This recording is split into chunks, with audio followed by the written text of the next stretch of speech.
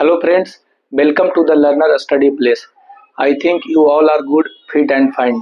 Then आज का topic start करने से पहले आप लोगों को मैं एक ऐसी थोड़ा सा कहानी बैकग्राउंड इसका बताना चाहता हूँ जो इसके इस टॉपिक से रिलेटेड है। ये बैकग्राउंड ये आपको बताएगी कि किस तरह से संसदीय लोकतंत्र का इतिहास और इसका जो सुचारू रूप का संचालन किया जाता है इसके बारे में हम लोग आज जानकारी प्राप्त करेंगे। सबसे पहले मान लिया जाए कि आप लोकसभा में बैठे हों। आप लोग सभी ऐसा सोचिए कि हम लोग कहाँ बैठे हैं, तो लोकसभा में बैठे हैं और लोकसभा में सत्ता पक्ष और विपक्ष दोनों को दोनों एक तरफ दूसरे तरफ होते हैं। सत्ता पक्ष और विपक्ष दोनों एक दूसरे के तरफ होते हैं। तो उसका संचालन कौन करता है? तो लोकसभा अध्यक्ष के द्वारा संचालन किया जाता है। वो क्या करता है? तो हाउस को एक सुचारू रूप से और संयमित रूप से संचालन करता है। तो आज का टॉपिक ही है क्या? लोकसभा अध्यक्ष यानी लोकसभा स्पीकर के बारे में हम लोग आज जानकारी प्राप्त करेंगे। लोकसभा अध्यक्ष होता क्या है? पहले हम ये समझेंगे कि लोकसभा अध्यक्ष क्या होता है, यानी इसको क्या बोलते हैं? लोकसभा स्पीकर बोलते हैं। तो होता क्या है? तो यह एक प्रिजाइडिंग ऑफिसर होता है यानी पीठासीन अधिकारी होता है जो कि संसदीय लोकतंत्र का महानतम पद होता है। और संसदीय लोकतंत्र में ना इसकी महत्ता और विशेषताएं हमारे संविधान में वर्णित है। तो सबसे पहले हम जानेंगे कि लोकसभा अध्यक्ष का जो पद है हमारे संविधान में कहाँ से अंगीकृत किया गया है और ये है क्या। तो बताया जा रहा है कि संसदीय लोकतंत्र में इस पद की भूमिका निम्नतम सदन। देखिए हमारे सदन दो तरह का होता है, उच्च सदन और निम्न सदन। तो निम्न सदन कौन होता है? तो लोकसभा होता है, क्योंकि लोकसभा स्पीकर की बात किया जा रहा है तो निम्न सदन का ही सर्वोच्च अधिकारी होगा। तो संसदीय लोकतंत्र में इस पद की भूमिका निम्नतम सदन की कस्टोडियन के रूप में होती है। कस्टोडियन क्या होता है? सर्वे सर्वा यानी उस हाउस का लीडर होता है, यानी उस हाउस में जो भी गतिविधियां संचालित होगी उसका पूर्ण जिम्मेदारी उसके अंदर होती है। तो पूर्ण रूप से उनके अंदर ही होती है, इसलिए इसको क्या बोला था? कस्टोडियन के रूप में होती है। और यह पद ब्रिटिश संसदीय परंपरा से प्रेरित है, यानी ब्रिटिश संसदीय परंपरा बोले तो यूके यूनाइटेड किंगडम से क्या है? प्रेरित है। यानी हमारे संविधान में जो ये पद लिया गया है ये ब्रिटिश पार्लियामेंट से लिया गया है, जो कि हमारी आधारभूत संरचना का ये पार्ट है ना। तो ये इस तरह से लोकसभा अध्यक्ष के बारे में इसमें बताया गया कि क्या है और ये पद कहाँ से लिया गया? तो यूके से लिया गया। और ये निम्नतम सदन का ये सर्वोच्च अधिकारी होता है, पीठासीन अधिकारी होता है, प्रिजाइडिंग ऑफिसर होता है। अब हम समझेंगे कि लोकसभा अध्यक्ष जो है इसका संविधान में कहाँ प्रावधान किया गया है, इसका क्या कार्य शक्तियां हैं, इसकी अंतर्गत जो भी विभिन्न शक्तियां हैं, विधायी शक्तियां, प्रशासनिक शक्तियां और न्यायिक शक्तियां, इसके बारे में हम लोग अनुच्छेद के माध्यम से क्या करेंगे? जानकारी प्राप्त करेंगे। ठीक है, तो संवैधानिक प्रावधान समझे। सबसे पहले हम लोग संवैधानिक प्रावधान के बारे में जानेंगे। संवैधानिक प्रावधान क्या होता है? तो जो संविधान में वर्णित है वो संवैधानिक प्रावधान, और किससे रिलेटेड? तो लोकसभा स्पीकर से रिलेटेड। और लोकसभा स्पीकर से रिलेटेड सबसे फर्स्ट है 93 आर्टिकल 93 क्या कहता है कि सदन बोले तो लोकसभा में से किसी भी सदस्य को हम एक अध्यक्ष के रूप में या उपाध्यक्ष के रूप में नामित कर सकते हैं। और जनरली देखा जाता है कि सत्तारूढ़ दल का ही अध्यक्ष होता है, क्योंकि भाई उसके पास मेजोरिटी होती है। तो वो अध्यक्ष का पद किसके पास जाता है? सत्तारूढ़ दल के द्वारा जाता है, सत्तारूढ़ दल की तरफ जाता है। तो अध्यक्ष हो गया और उपाध्यक्ष दोनों का पद कहाँ बोला गया है? तो आर्टिकल 93 में बोला गया कि हमारे सदन का ही यानी लोकसभा का ही कोई सदस्य इस पद के लिए नामित किया जाएगा और जिसका निर्वाचन होगा। और उस हाउस में जितने भी पक्ष और विपक्ष दोनों मतदान प्रक्रिया में भाग लेंगे और अंततः जिसका ज्यादा मत होगा वो उसी पार्टी से रिलेटेड क्या बनेगा? तो अध्यक्ष का चुनाव होगा। ठीक है, तो ये अध्यक्ष होते हैं। आर्टिकल 93 में इसके बारे में वर्णित किया गया है। 94 क्या कहता है? तो आर्टिकल 94 कहता है कि पद रिक्त होना, त्याग पत्र और हटाने की प्रक्रिया। यानी मान लिया जाए कि इनका निर्वाचन हो गया, उस पद पर पीठासीन हो गए, तो अब इनका पद का रिक्त भी हो सकता है या तो ये खुद त्याग पत्र देंगे।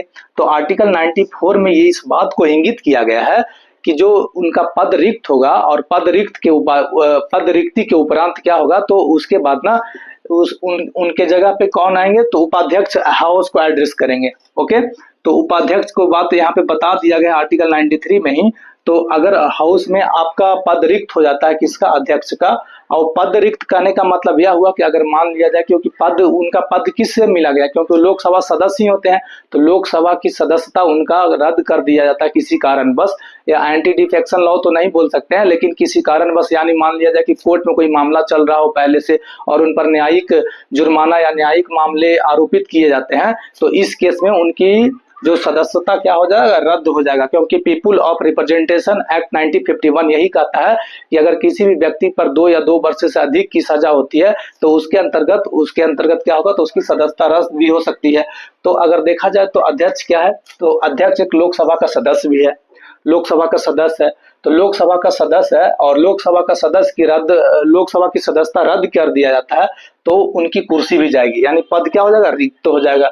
और पद जब रिक्त होगा तो उसके जगह पर कौन हाउस को एड्रेस करेगा, तो उपाध्यक्ष एड्रेस करेगा। और यदि ये भी नहीं हो तो कौन एड्रेस करेगा, तो एक 10 सदस्यीय कमेटी मंडल बनता है, यानी बोला जाए कि 10 सदस्यीय एक मंडल बनता है, यानी कमेटी बनता है, उसमें पक्ष और विपक्ष दोनों से सदस्य होते हैं। तो ये दोनों की अनुपस्थिति में क्या होगा, तो उस पीठासीन अधिकारी के रूप में एक्टिंग प्रेसिडेंट बोल सकते हैं, प्रेसिडेंट नहीं बोलेंगे, एक्टिंग प्रिजाइडिंग ऑफिसर के रूप में काम करेंगे। ओके, तो ये 94 में इस बात को बताया गया है कि पद रिक्त होना, और पद रिक्त कैसे होगा तो समझ लिए, त्याग पत्र। अब त्याग पत्र किसे देंगे, तो आर्टिकल 94 का क्लॉज बी में इस बात को बताया गया है कि अगर बाई द वे ये अपना पद खुद से, मतलब अपने पद से इस्तीफा देना चाहते हैं, तो ये पद अगर इस्तीफा देना चाहते हैं अपने पद से, तो ये अपना लिखित शिकायत यानी लिखित इस्तीफा सौंपेंगे किसको, तो उपाध्यक्ष को देंगे। किसको देंगे, तो उपाध्यक्ष को देंगे लिखित, यानी अपने उस नोटिस में अपना लिखित इस्तीफा किसको सौंपेंगे, तो उपाध्यक्ष को सौंपेंगे। और उपाध्यक्ष इन बातों को स्वीकार करते हुए तो ये पद से इनका क्या हो जाएगा, त्याग पत्र हो जाएगा। और तीसरा बात है कि पद रिक्त हुआ, दूसरा हटाने, त्याग पत्र हो जाएगा खुद से, और तीसरा है हटाने की प्रक्रिया। ये हटाने का प्रक्रिया इसी को हम डिटेल्स अभी जानकारी प्राप्त करेंगे नेक्स्ट वीडियो में, क्योंकि अभी इस वीडियो को बनाने का पीछे एक ही मेरा मकसद था, क्योंकि अभी लोकसभा स्पीकर के खिलाफ ये हटाने का प्रस्ताव लाया गया है। लोकसभा अध्यक्ष अभी वर्तमान में कौन है, तो ओम बिरला है। 18वीं लोकसभा का अध्यक्ष कौन है अभी, तो ओम बिरला है। उनको हटाने का प्रस्ताव विपक्ष के सांसदों के द्वारा लाया गया है। तो जनरली उनकी इसके बारे में हम लोग डिटेल्स जानकारी प्राप्त करेंगे कि इसे कैसे हटाया जा सकता है, और संविधान इस बात को लेकर किस तरह से प्रोविजन दिया गया संविधान में इस बात को लेकर। ठीक है, तो ये 94 आर्टिकल और 94 का क्लॉज 1 है, पद रिक्ति से संबंधित है। क्लॉज बी लिखित उपाध्यक्ष, यानी लिखित इस्तीफा किसको सौंपेगा, तो उपाध्यक्ष को देगा। और 94 क्लॉज सी किसको बताता है, तो हटाने की प्रक्रिया को बताता है। अब हम चलेंगे आर्टिकल 95। आर्टिकल 95 कहता है कि अध्यक्ष के अनुपस्थिति में उपाध्यक्ष की शक्तियां, यानी अध्यक्ष क्या करेगा, तो अनुपस्थिति है, अध्यक्ष कहीं मान लिया जाए कि चल गया विदेश घूमने, कहीं गया हो विदेशी यात्रा पर, तो उस स्थिति में उपाध्यक्ष जो होगा, उपाध्यक्ष ही किस तरह से काम करेगा, अध्यक्ष के रूप में, यानी उस हाउस का, यानी बोले सदन का सर्वोच्च अधिकारी के रूप में कार्य करेगा।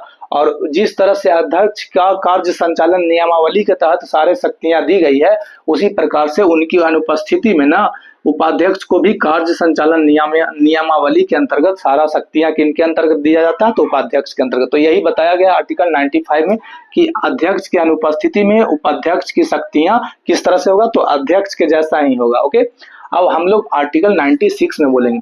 तो आर्टिकल 96 बोलता है कि हटाने के प्रस्ताव पर विचार के समय अध्यक्ष की भूमिका। अब जैसे इसमें बताया कि हटाने के प्रस्ताव पर विचार के समय अध्यक्ष की भूमिका कैसा होता है, तो सबसे पहले हम जानेंगे कि हटाने का प्रस्ताव। अभी जैसे 18वीं लोकसभा में जो वर्तमान अध्यक्ष हैं ओम बिरला साहब, उनके खिलाफ विपक्षी सांसदों के द्वारा हटाने का प्रस्ताव लाया गया। तो हटाने का प्रस्ताव लाने का एक प्रक्रिया होती है, और संविधान सम्मत जो नियमावली है उसके अंतर्गत उनको फॉलो करना पड़ता है। तो यहाँ पे आर्टिकल 96 में बता दिया गया उस बात को कि यदि उनको हटाने का प्रस्ताव विचाराधीन है, यदि हटाने का प्रस्ताव क्या है, तो विचाराधीन है हाउस के अंदर, तो क्या होगा, तो उस समय अध्यक्ष की भूमिका क्या होगा, इस बारे में आर्टिकल 96 में बताया गया। और इसमें बताया गया है कि यदि उनका हटाने का प्रस्ताव लाया गया है तो उस हाउस को एड्रेस वो नहीं करेंगे, यानी बोला जाए कि लोकसभा अध्यक्ष का जो कुर्सी होता है उस पर वो पीठासीन नहीं होंगे। कौन, जब तक कि इन बातों पर जो आरोप उन पर लगे हैं यानी निष्पक्षता को लेकर, जब तक कि इन बातों पर सदन में चर्चा नहीं हो जाती है और प्रस्ताव रिमूव नहीं हो जाती है, यदि प्रस्ताव पास हो जाता है तो क्या होगा, तो वो उनको पद त्याग करना होगा। और पद यदि यदि उनका जो प्रोपोजल लाया गया है उस प्रोपोजल को पास नहीं हो पाता है तो वो क्या होंगे, उस पद पर बने रहेंगे। ठीक है, तो हटाने का प्रस्ताव पर विचार के समय अध्यक्ष की भूमिका क्या होती है, तो इसके बाद को कहा लिया गया, तो आर्टिकल 96 में। अब 97 क्या कहता है, तो वेतन एवं भत्ते, मतलब यह हुआ कि जो उनका वेतन होगा और भत्ता होगा वो 97 में आर्टिकल में बताया गया है। और 97 में इस बात को बताया गया कि उनका जो वेतन मिलेगा संसद के भारित यानी संचित निधि पर भारित होगा। मतलब यह हुआ कि संसद में उस बात पर चर्चा तो कर सकते हैं लेकिन मतदान नहीं कर सकते हैं। तो संचित निधि पर भारित होती है उनका संचित निधि। और संचित निधि क्या होती है, तो इसके बारे में हम लोग जब पढ़ेंगे, डिटेल्स जानेंगे, जब हम संसद का जो जब बजट पढ़ेंगे तो उसमें हम लोग इसके बारे में, संचित निधि के बारे में, कंसोलिडेटेड फंड के बारे में हम लोग जानकारी प्राप्त करेंगे। तो इस वीडियो में हम लोगों ने जाना कि लोकसभा अध्यक्ष क्या होते हैं, क्योंकि लोकसभा अध्यक्ष के बारे में हम लोग जान रहे हैं तो लोकसभा अध्यक्ष क्या होते हैं ये जान गए। अब इसमें संविधान में प्रावधान इनके अंतर्गत क्या दिया गया वो विभिन्न आर्टिकल्स के द्वारा हम लोग इसको समझ लिए। अब नेक्स्ट वीडियो में हम लोग जानेंगे कि उनका हटाने का क्या प्रक्रिया है, proposal of the removal of the motion, तो इसके बारे में हम लोग जानेंगे नेक्स्ट वीडियो में। तो आज के लिए इतना ही, धन्यवाद।